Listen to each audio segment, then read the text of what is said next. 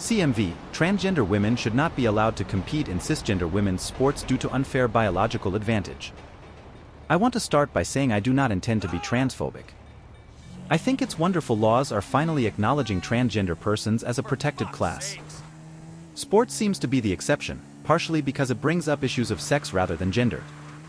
My granddaughter is a swimmer and was 14th in the state at the last high school championship.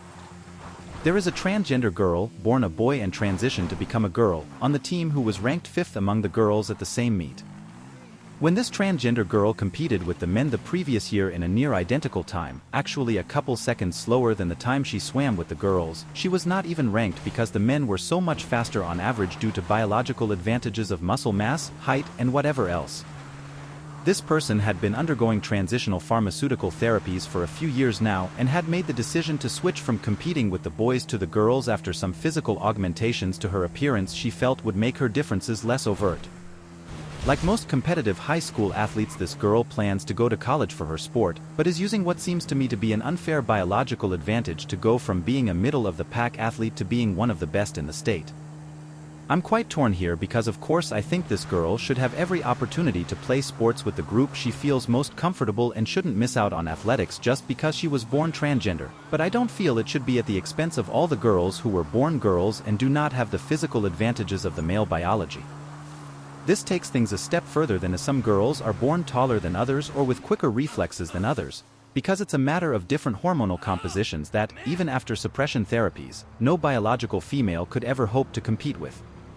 With it just having been signed into law that transgender women competing against biological women is standard now, I'm especially frustrated because no matter how hard a biological girl works or trains, they would never be able to compete, and even one trans person switching to a girls' team would remove a spot from a biological girl who simply cannot keep up with a biological male.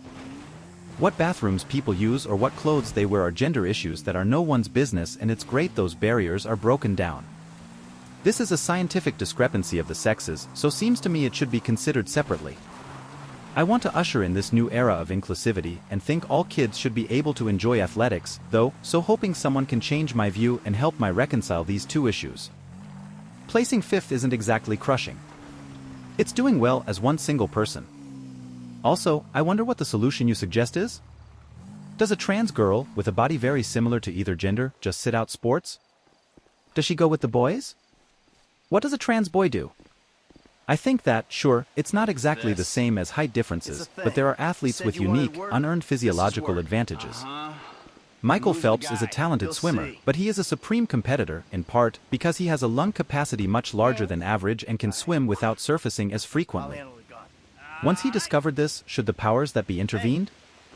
No one else can replicate that and they have to accept doing less well. You could expand it further to more complex advantages.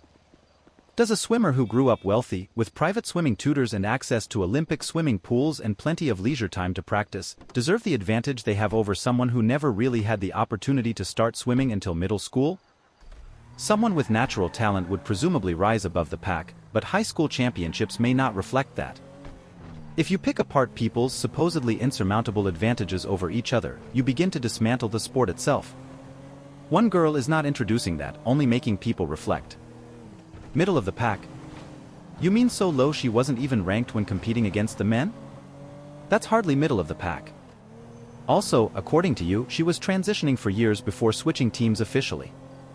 You say she shouldn't have an advantage over all the other players on the women's team, but why should all the other players on the men's team have an advantage over her? Speaking of advantage, even after suppression therapies, no biological female could ever hope to compete with. Except the 4 biological females that ranked higher than her, you mean? Except the 4 fastest. What about them? Did they also have an unfair advantage, or were they just better? How sure are you that all her success is biology and not skill? I'll approach this from an unusual angle. It's not a transgender issue. It's a categorization issue. We play sports. Why do we play sports? To compete.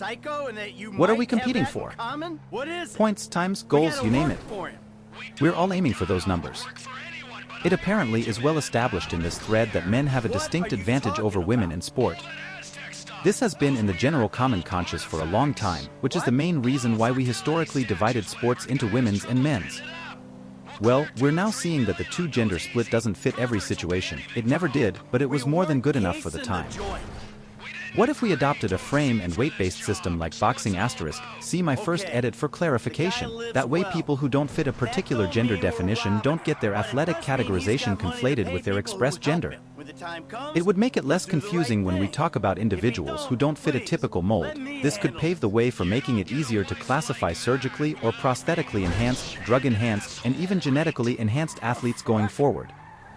We just need to establish a more stats-focused classification system first, then we can make any necessary corrections and additions to it as we go. Just gotta change to categorizing for performance potential in general, not merely gender sex. Edit 2, I mean sex here, not gender. Edit, clearly I need to explain more. It appears that a majority of replies have been concerns about ranking based on frame and weight. Despite it being a what if, some have said that it is unfair to pit a woman against a man of equal frame/size and weight in any sport. Setting aside the fact that I disagree with this, how about in non-contact sports? I think people are focusing on the example and not on my actual goal, which is to achieve a non-sex-based division. My words need to establish a more stats-focused classification, through whatever alternative method works best.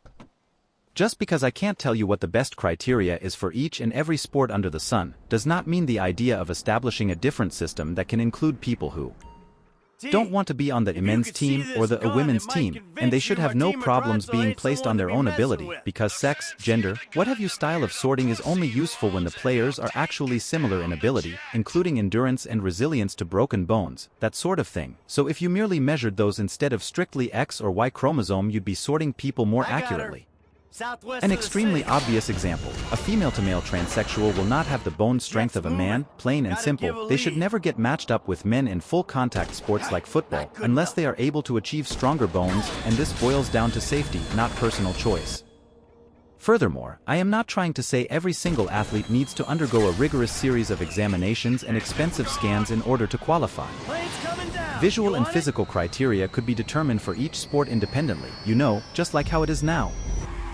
I was merely using boxing as an example, not a sweeping generalization that should apply to all sports.